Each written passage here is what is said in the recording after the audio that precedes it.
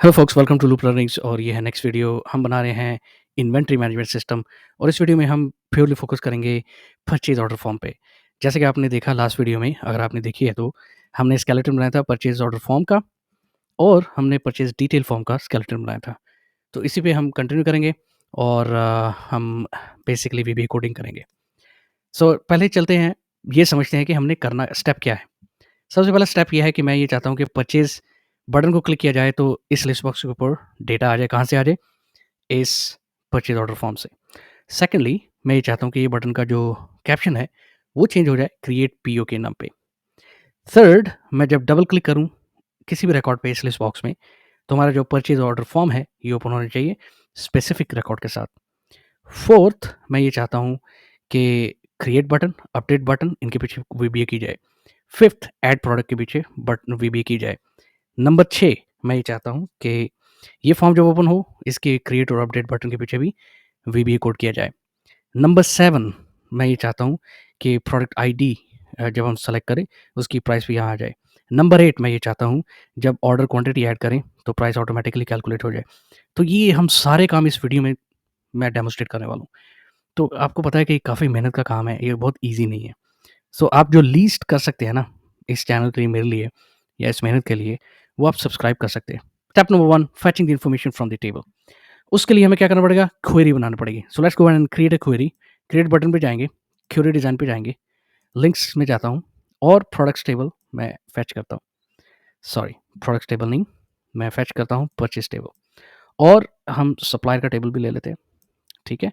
सो इसका जो relationship created है ऑलरेडी, परचेज़ आईडी, सप्लायर का नाम और परचेज़ डेट, स्टेटस। अगर मैं राइट क्लिक करूँ, डेटा शीट व्यू में जाऊँ, तो राइट अवे मुझे एक प्रॉब्लम नज़र आती है, वो ये है कि ये जो सप्लायर 2 आ रहे हैं, इनको हमने थोड़ा-सा करेक्ट करना है। सो हम डिज़ाइन व्यू में जाएँगे और यहाँ पे इस सप्लायर के बजाय हम सप्लायर नेम कर लेंगे। डेटा शीट व्यू में जाएँ, अब आप देख सकते हैं कि बिल्कुल क्लीन हो चुका है और इसको हम नाम देते हैं पीओक्यू। हमारी क्वेरी बन चुकी है, इसमें 5 कॉलम है और इसको हम फेच करेंगे और पॉपुलेट करेंगे लिस्ट बॉक्स पे। तो चलिए हम डिज़ाइन व्यू में चलते हैं, परचेज़ बटन पे क्लिक करते हैं, form design, data sheet view, event tab, on click event, dot dot dot code builder और यहाँ पे आके हम कहेंगे मी डॉट लिस्ट डॉट्स रोसोर्स इक्वल्स, हम रिकॉर्ड को सेलेक्ट करेंगे। कौन से रिकॉर्ड को सेलेक्ट करेंगे? ये क्वेरी पे हम जाएंगे, परचेज आईडी, ठीक है, comma supplier, comma supplier name, comma purchase date, comma status, from, कहाँ से कर रहे हैं हम? क्वेरी से, जिसका नाम है पीओक्यू। इसकी प्रॉपर्टी सेट करेंगे हम, me dot list dot column heads equals to me dot list dot column count. कितने कॉलम थे? 1 2 3 4 5 column. Me dot list dot column width, इसके हम कॉलम के विड्थ डिफाइन करेंगे। पहला कॉलम परचेज आईडी है, इसको हम 2 सेंटीमीटर दे देते हैं। दूसरा कॉलम सप्लायर है, ये हमें देखना नहीं है तो 0 सेंटीमीटर। उसके बाद सप्लायर नेम, ये हमें देखना है तो 5 सेंटीमीटर। उसके बाद है परचेज डेट, इसको भी हम लेट्स से 3 सेंटीमीटर और जो स्टेटस है उसको हम 2 सेंटीमीटर दे देंगे। देखते हैं, अगर हमें रीएडजस्ट करने पड़ेंगे कॉलम तो फिर हम दोबारा कर लेंगे। बजाय इसके कि मैं इग्नोर करूँ इस चीज़ को, वो ये है कि क्रिएट बटन, इसका कैप्शन भी चेंज होना चाहिए क्रिएट पीओ के नाम पे। So me dot btn create dot caption equals create po। Alright, चलिए हम टेस्ट कर लेते हैं। सो इसको मैं क्लोज करता हूँ, सेव करता हूँ, फॉर्म में जाते हैं, परचेजेस, और आप देख सकते हैं कि purchase ID, supplier name, purchase date, status. Supplier name को हम थोड़ा सा और बढ़ा सकते हैं और क्रिएट पीओ का बटन भी आ चुका है। सो परचेज में जाता हूँ, सप्लायर नेम को थोड़ा सा और एक्सपैंड कर लेते हैं और यहाँ पे आके इसको 5 की बजाय लेट्स से 6 सेंटीमीटर कर देते हैं। अब मैं ये चाहता हूँ कि जो क्रिएट बटन है, इसको हम क्लिक करें तो पीओ फॉर्म ओपन होना चाहिए। तो हम लेट्स गो टू ये इस बटन के पीछे और इसमें हम कोड करते हैं else if me dot btn create dot caption equals create po, then do cmd dot open form, कौन-सा फॉर्म? पीओएफ ये फॉर्म का नाम है, ठीक है? अब डबल क्लिक इवेंट भी करना है कि डबल क्लिक करें तो जो पीओ फॉर्म है ये ओपन होना चाहिए और इसके ऊपर जो इन्फॉर्मेशन है उसकी पॉपुलेट हो जानी चाहिए। सो ये भी हम कर लेते हैं। सो इसको मैं डिज़ाइन व्यू में जाता हूँ, इसके double click event list box के डॉट, डॉट, डॉट और यहाँ पे आके हम इसको ऐड कर लेते हैं। else if me dot ptn create dot caption equals create क्या था कैप्शन हमने रखा? create po then do cmd dot open form कौन सा नेम है फॉर्म का? pof, ठीक है? सबसे पहले तो ये होना चाहिए और फिर डेटा ट्रांसफर होना चाहिए pof फॉर्म पे। तो सबसे पहली फील्ड जो pof फॉर्म की वो ये है कि forms exclamation mark pof exclamation mark purchase id equals किधर गया cursor? equals me dot list dot column 0। मुझे कैसे पता है 0 पे? क्योंकि अभी हमने एसक्यूएल स्टेटमेंट लिखी थी अगर आपको याद हो। उसके बाद सप्लायर की इन्फॉर्मेशन चाहिए तो ये कॉलम नंबर 1 में है और उसके बाद मैं पेस्ट कर लेता हूँ। उसके बाद परचेज डेट की इन्फॉर्मेशन चाहिए और परचेज डेट कॉलम नंबर 3 में है, ऑलराइट। और उसके बाद स्टेटस की इन्फॉर्मेशन चाहिए, स्टेटस कॉलम नंबर 4 में है, ऑलराइट। सो ये हमारा हो चुका है। Let's go. अच्छा भाई ये एरर नहीं है by the way, don't worry, ये किसी और फॉर्म का आ रहा है, किसी और पर्पस के लिए आ रहा है, but let's go ahead and save it. अभी हम टेस्ट कर लेते हैं। अगर हम जाएँ परचेजेस, आप देख सकते हैं कोई रिकॉर्ड नहीं है क्योंकि टेबल खाली है। डबल क्लिक करेंगे तो हमारे पास कोई रिकॉर्ड नहीं ओपन होगा। क्रिएट पीओ, ब्लैंक फॉर्म भी ओपन हो जाएगा। अब नेक्स्ट जो हमने करना है वो है क्रिएट बटन और अपडेट बटन, इन दोनों के पीछे कोडिंग करना है। सो let's go ahead and do that. Design view में जाते हैं, create button dot, dot, dot. अगर आपको याद हो कि मैं पिछले 2-3 वीडियो में बता रहा हूँ कि हम वीबी कोड हमने ऐसा लिखा है कि वो दोबारा रीयूजेबल हो सकता है, तो यही हमने मंत्रा रखा है और ये बड़ा इसका फ़ायदा है, ठीक है ना? ओके, सो आरएस क्रिएट हमने डिक्लेयर किया वेरिएबल और फिर हमने सेट किया वेरिएबल कि कौन सा रिकॉर्ड सेट है। और रिकॉर्ड सेट बेसिकली एक टेबल या क्वेरी का नाम है। आपने डिटेल जाननी है तो मैंने पूरा एक्सप्लेन किया हुआ है पिछली 2-3 वीडियो में, आप ज़रूर देखें, आपको पता चलेगा, but I am just moving ahead.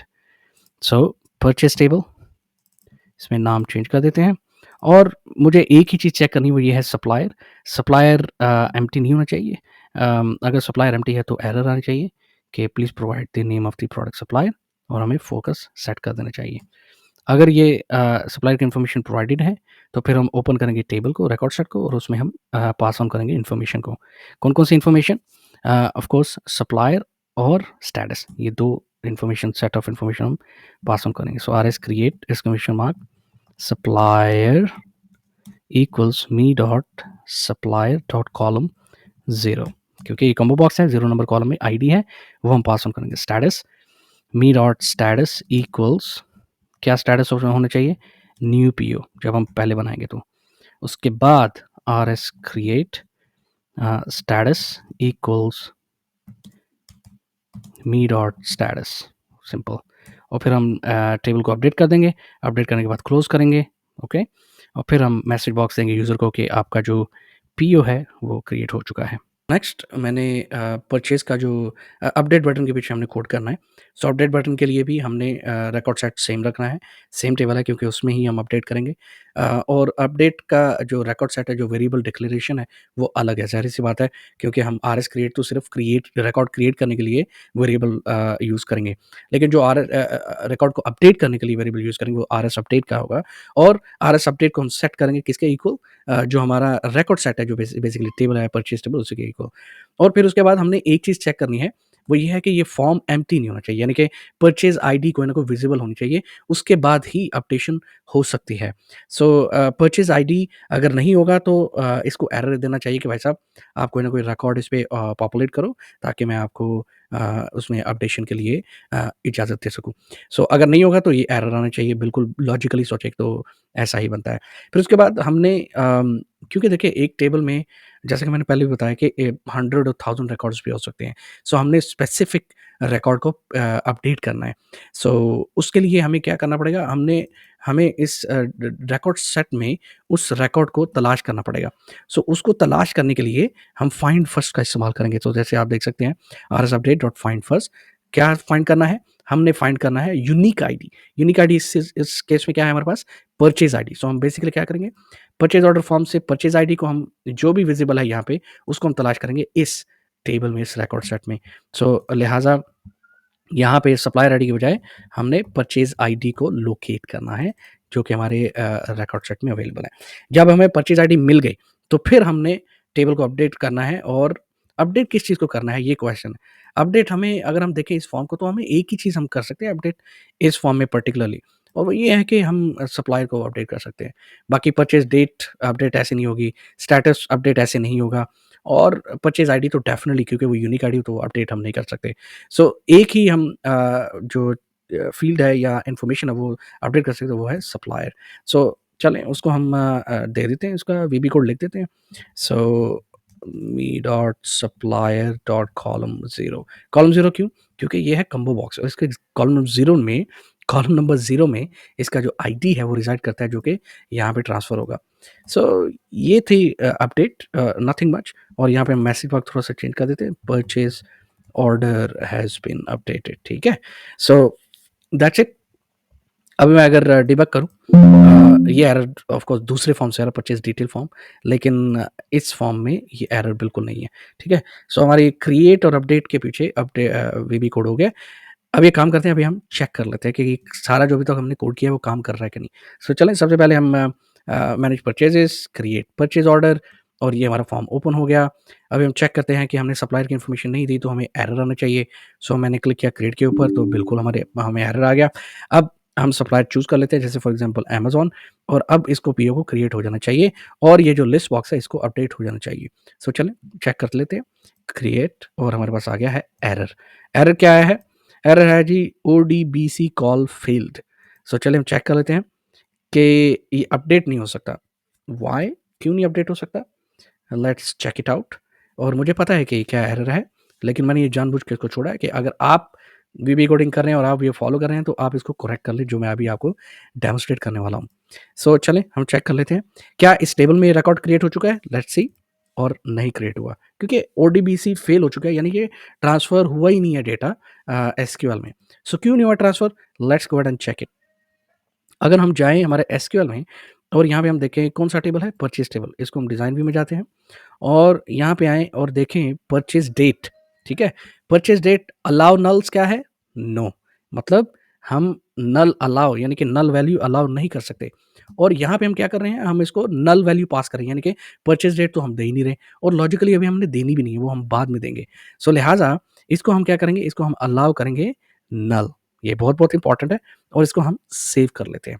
अब अगर हम जब रिकॉर्ड क्रिएट करेंगे या अपडेट करेंगे, तो इसको एरर नहीं देगा आपको सिस्टम।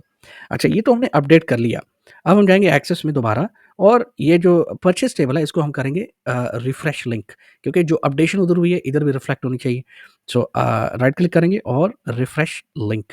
अब मैं अगर आप यहाँ पे दिखाता हूँ डिज़ाइन व्यू में जाके परचेज़ डेट, तो ये देखिए रिक्वायर्ड नो, इसका मतलब है कि वो नल वैल्यू भी अलाउ करेगा। सो अब जब हम रिकॉर्ड क्रिएट करेंगे, तो हमारे पास हमारा जो रिकॉर्ड है वो डेफ़िनिटली क्रिएट हो जाना चाहिए, ठीक है? सो let's go ahead and create a record, और क्रिएट पीओ, और मैं दोबारा अमेज़न सेलेक्ट करता हूँ, और हम करते हैं क्लिक क्रिएट के ऊपर, और ये देखिए पीओ हैज़ बीन क्रिएटेड, और ये हमारा जो लिस्ट बॉक्स है ये भी अपडेट हो चुका है।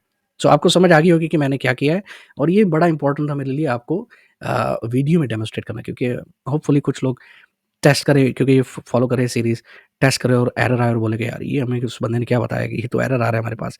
सो लिहाज़ा इसके लिए जो हमें ये मॉडिफ़िकेशन करना ज़रूरी है डेटाबेस के अंदर, और ये होगा आपको ऐसे मिलेंगी मूविंग फॉरवर्ड, कुछ चीज़ें छोटी-छोटी जो आपको अपडेट करनी पड़ेंगी, और रीसेट करनी पड़ेगी, रीएडजस्ट करनी पड़ेगी, and that is okay, that is fine, ठीक है? सो यहाँ पे हो गया हमारा कोड। अब मैं क्या चाहता हूँ कि मैं ऐड प्रोडक्ट बटन के ऊपर क्लिक करूँ, तो जो दूसरा जो फॉर्म है जिससे हमने एंट्री करनी है प्रोडक्ट की, वो हमारे पास ओपन हो जाए, जो कि जिसका नाम है परचेज़ डिटेल फॉर्म, ठीक है? सो let's go ahead and do that. उसकी भी लॉजिक है। लॉजिक ये है कि अगर परचेज़ आईडी एम्प्टी है तो एरर देना चाहिए कि भाई साहब परचेज़ आईडी एम्प्टी है, लिहाज़ा मैं परचेज़ डिटेल का रिकॉर्ड ऐड नहीं कर सकता क्योंकि वो फिर रिकॉर्ड किसी परचेज़ ऑर्डर के साथ लिंक नहीं होगा and that will be technically A wrong entry in the database. तो इसलिए इसको हमने कंट्रोल करना है और इसको हमने डेमोंस्ट्रेट करना है। सो मैं डबल क्लिक करता हूँ, जैसे कि अभी परचेज़ आईडी शो हो रही है, नाउ इट इज़ वैलिड। अगर मैं ऐड प्रोडक्ट पे क्लिक करूँ, तो ये purchase order detail form open होना चाहिए और हम उसमें मज़ीद जा सकते हैं। So let's go and do that. Design view 1-2 line का कोड है बस। और ऐड प्रोडक्ट में जाते हैं। पहले तो मैं इसका नाम चेंज कर देता हूँ और इसका नाम रखते हैं BTN add product. Alright, event tab में गए, on click event dot dot dot code builder, और यहाँ पे आके हम इसको पहले तो हमने वो लॉजिक जो मैंने एक्सप्लेन किया वो सेट करते हैं। लॉजिक ये है कि if NG me dot purchase ID equals double quote, which means null, then do cmd dot beep, do cmd dot beep message box, this action cannot be performed, ठीक है, comma vb critical और information is the header. Alright, else अगर ये purchase ID show हो रहा है form के ऊपर तो फिर फॉर्म ओपन हो जाना चाहिए, p details f, that's the form name, else do cmd dot open form, p details f, यही है ना फॉर्म का नाम, p details f, correct, that's it, ठीक है। और इसको ऐड व्यू में होना चाहिए open and F, that's okay. So अभी इसको हम टेस्ट कर लेते हैं। So let's go, let me open it. अभी टेस्ट करने के लिए यहाँ पे परचेज आईडी नहीं है ना, सो एरर आना चाहिए। क्या एरर है? This action can not be perform, ठीक है। यहाँ पे परचेज आईडी है तो अभी ये फॉर्म ओपन होना चाहिए। सो हमें एरर आ गया, P details F, that's the problem, right. ये हमेशा ये प्रॉब्लम रहा है। एक्चुअली मैंने कोड में सही लिखा है नाम इस फॉर्म का, बट यहाँ पे गलत लिखा है नाम। So let me recorrect it. अगर आपने पहले ही नोटिस कर लिया था तो you are great, thank you. मैंने पहले नोटिस नहीं किया था। अभी ये फॉर्म ओपन होना चाहिए। ये हमारे पास फॉर्म बेसिकली आईडी है कि यहाँ से यूज़र प्रोडक्ट चूज़ करे और इस प्रोडक्ट को एंटर किया जा सके हमारे परचेज ऑर्डर में, और यहाँ से हम प्राइसेस की मैनिपुलेशन, यानी कि क्वांटिटी कितनी ऑर्डर करनी है, रिसीव कितनी हुई है, रिसीव कब हुई है, ऑल ऑफ दैट यहाँ पे हम मॉनिटर करेंगे। और एक और चीज़ है कि आप लिस्ट बॉक्स ओपन करके देखें, आप इस वक्त आईडी शो है, इसकी बजाय इसका जो नाम है प्रोडक्ट का वो पॉपुलेट होना चाहिए। और जब मैं सेलेक्ट करूँ किसी भी रिकॉर्ड को, तो यहाँ पे जो कॉस्ट प्राइस है वो ऑटोमेटिकली आ जानी चाहिए, और फिर जब मैं क्वांटिटी प्रोवाइड करूँ तो उसकी टोटल कॉस्ट भी ऑटोमेटिकली आ जानी चाहिए। सो ये सारी चीज़ें हम वीबी कोड से अचीव करेंगे। इसके पीछे भी, क्रिएट और अपडेट के पीछे भी हम वीबी कोड का इस्तेमाल करेंगे। सो let's go ahead and do that. Design view close करता हूँ, details form, create, A1 tab, dot dot dot, और एज यूजुअल हमारा रीयूजेबल कोड है जो कि मुझे बड़ा पसंद है, शायद आपको पसंद हो या ना हो, but I like this way of working क्योंकि हम थोड़ा सा टाइम सेव कर सकते हैं। So again record set variable create किया आर एस क्रिएट के नाम से, फिर हमने सेट किया वेरिएबल रिकॉर्ड सेट से। अभी जो रिकॉर्ड सेट हमें यूज़ करना है वो करना है परचेज डिटेल्स का, ठीक है। सो मैं यहाँ पे जाता हूँ और इसको रीनेम करता हूँ, कॉपी कर लेता हूँ और यहाँ से हमने पेस्ट कर लिया। अपडेट बटन के पीछे मैं कॉपी कर लेता हूँ, बजाय इसके मैं दोबारा उसको कॉपी करूँ। सो ये हमारा अपडेट हो गया। अभी हमने एक चीज़ हमने सिर्फ चेक करनी है, वो ये चेक करनी है, एक्चुअली 2 चीज़ें। हमने ये चेक करनी है कि सबसे पहले तो प्रोडक्ट आईडी एम्प्टी नहीं होनी चाहिए, और सेकंडली टोटल कॉस्ट की जो फील्ड है वो एम्प्टी नहीं होनी चाहिए। ये दोनों चीज़ें होनी चाहिए जब हम कंडीशन सेट कर रहे हैं ना, कि इस कंडीशन की मदद से हम पूरी इन्फॉर्मेशन हम ट्रांसफ़र कर सकते हैं टेबल के अंदर। सो पहले तो हमने प्रोडक्ट आईडी ये एम्प्टी नहीं होना चाहिए, ये हमने चेक कर लिया। सो हम मैसेज बॉक्स दे देंगे, please choose the product, okay, right.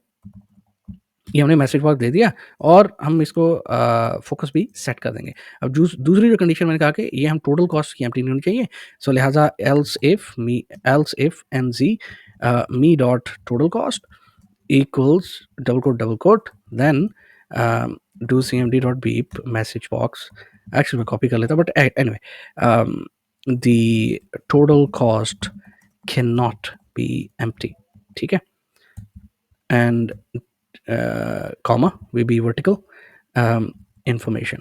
So ये हमने कंडीशन चेक कर ली। अभी आगे जाने से पहले एक चीज़ मैं चेक कर लेता हूँ, मेरे जहन में आई, वो ये है कि रिसीव क्वांटिटी लॉजिकली अगर आप सोचें कि आप इमीडिएटली रिसीव क्वांटिटी को एम्प्टी रख सकते हैं, ठीक है? क्योंकि रिसीव क्वांटिटी एक हम सेपरेट बटन बनाएँगे जो कि जीआरएन यानी कि गुड्स रिसिप्ट नोटिफ़िकेशन का होगा और उससे जो रिसीव क्वांटिटी अपडेट होगी।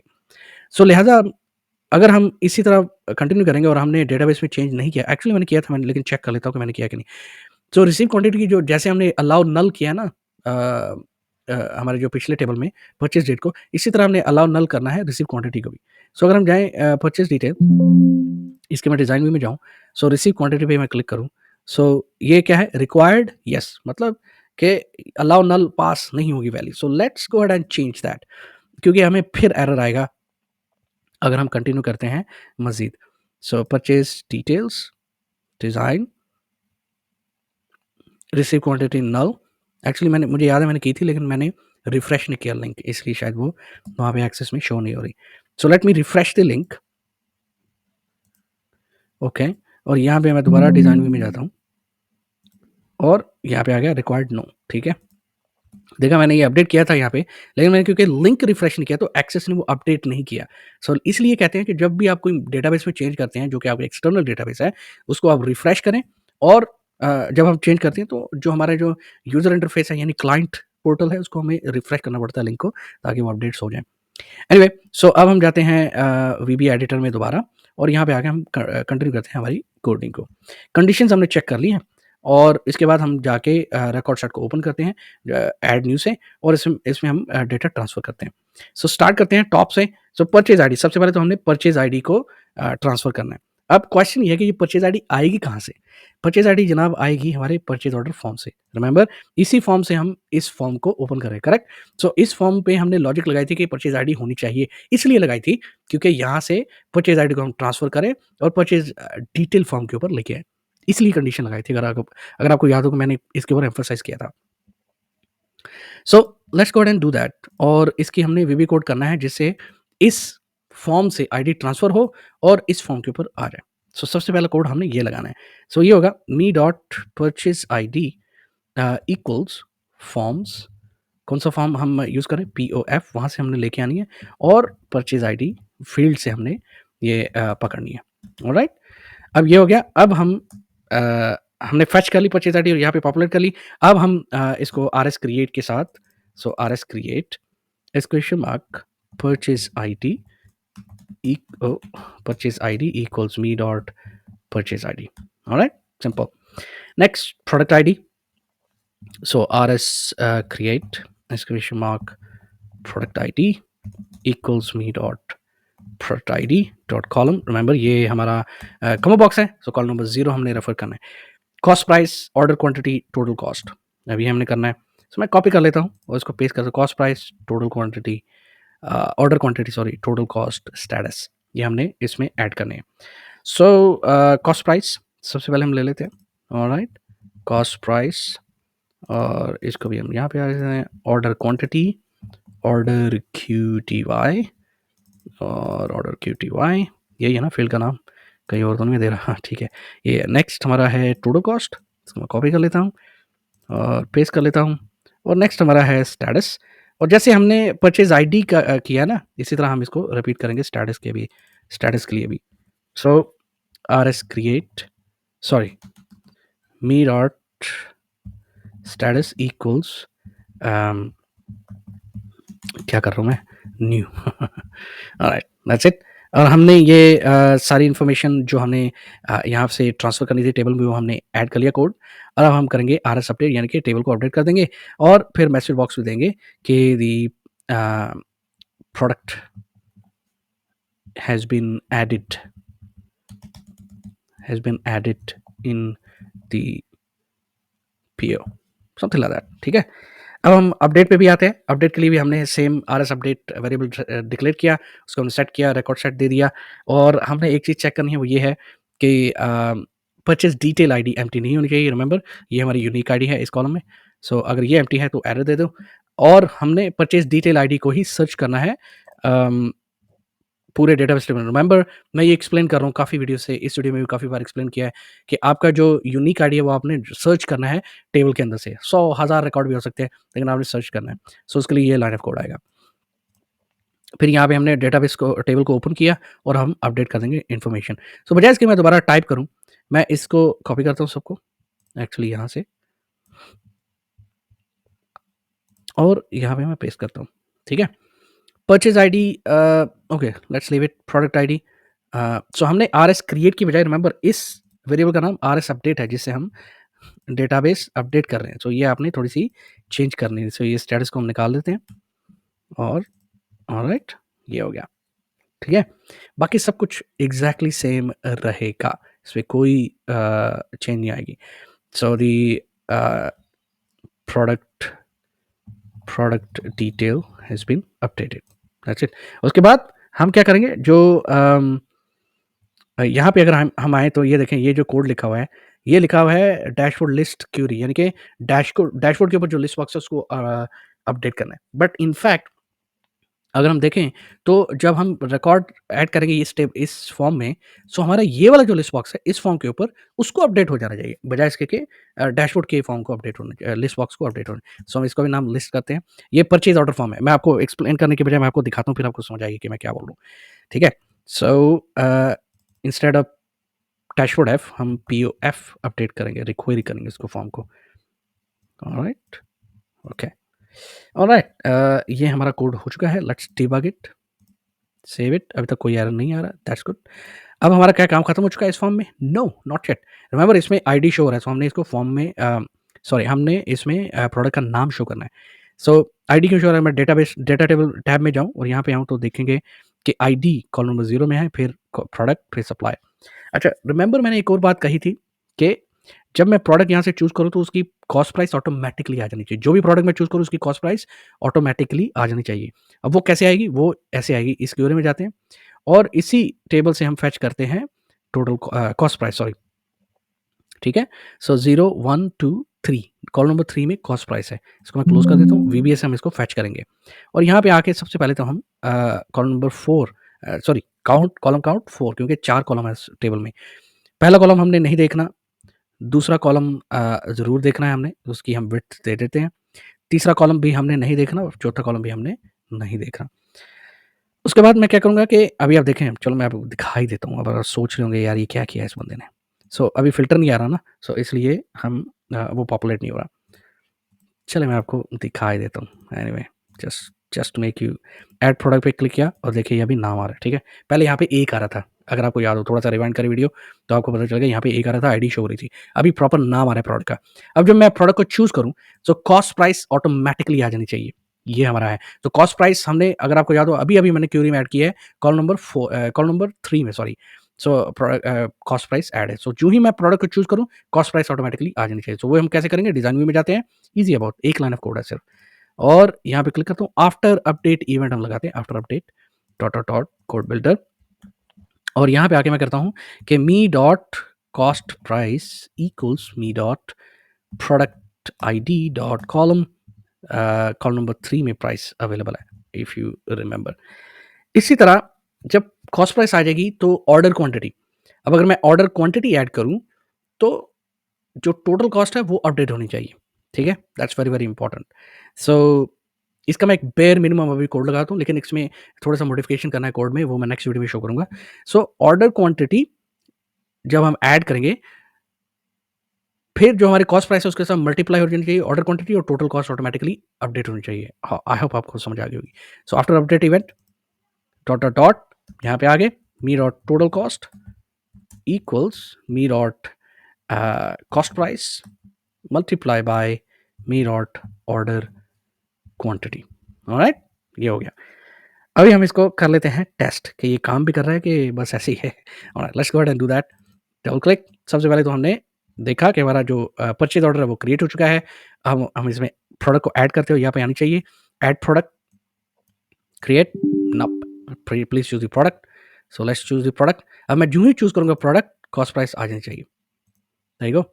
अब मैं जो ही क्वांटिटी ऐड करूंगा टोटल कॉस्ट भी अपडेट होनी चाहिए। सो लेट्स से 5 पीस हमें चाहिए। सो देयर यू गो, आप देखें 5 मल्टीप्लाई बाई 805, 4025 टोटल कॉस्ट। अभी हमारी इन्फॉर्मेशन जो हमें प्रोवाइड करनी थी हमने कर दी। बाकी अभी जब मैं क्रिएट पे क्लिक करूँगा तो 3 काम होंगे। नंबर 1 परचेज़ आईडी, ये वाला परचेज़ आईडी 1 यहाँ पे आ जाएगा, स्टेटस न्यू हो जाएगा और हमें मैसेज बॉक्स आना चाहिए कि भाई साहब प्रोडक्ट ऐड हो चुकी है।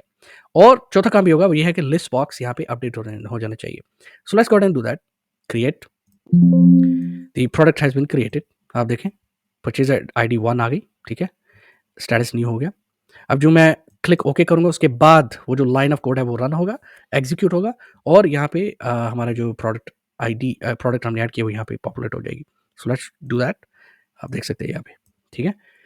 ये मैं आपको कह रहा था कि ज़रा थोड़ा वेट करें, मैं आपको बताता हूँ क्या मैं कह रहा हूँ। सो ये जो हमने लास्ट में एक लाइन ऑफ कोड लिखा है ना, उसकी वजह से ये अ, अपडेट हो रहा है। सो ये मैं डेमोन्स्ट्रेट करना चाह रहा था। तो आप देख सकते हैं कि जो मैंने पहले वीडियो स्टार्ट करने से पहले मैंने आपको बताया था कि क्या-क्या हम करने वाले हैं, वही हुआ है। हमने डेटा को फेच किया है, फिर हमने इस क्रिएट पीओ को बटन को डायनामिकली अपडेट किया है। फिर हमने डबल क्लिक इवेंट इस पे ऊपर लगाया है ताकि हम ये ओपन कर सकें। फिर हमने ऐड प्रोडक्ट का भी वीबी कोड लगाया है ताकि हम उसमें प्रोडक्ट को ऐड कर सकते हैं। सो ये सारी चीज़ें इस वीडियो में डेमोन्स्ट्रेट की हैं, काफ़ी मेहनत हुई है। अगर आपको पसंद आई है तो ज़रूर लाइक का बटन प्रेस कर दीजिएगा। अगर आप अभी तक देख रहे हैं तो you are legend. Anyway channel को सब्सक्राइब नहीं किया तो ज़रूर कर लें, बेल का आइकन हिट कर लें। अभी जो नेक्स्ट वीडियो उसमें हम रैप करेंगे इस परचेज़ ऑर्डर को, क्योंकि इसका काफ़ी डिटेल काम होना है। सो अभी और वीबी कोडिंग आने वाली है इसके बारे में। सो एनीवे मैं यही एक्सप्लेन करना चाहता था। Thank you very much. अगर आप अभी तक देख रहे हैं या आपने ये वीडियो देखी है तो अप्रिशिएट इट। स्प्रेड करें वर्ड, दूसरों के साथ शेयर करें, मे बी उनके लिए यूज़फुल हो और आप खुद भी प्रैक्टिस करें। ये थी आज तक की वीडियो, मिलते हैं अगली वीडियो में, तब तक बाय बाय।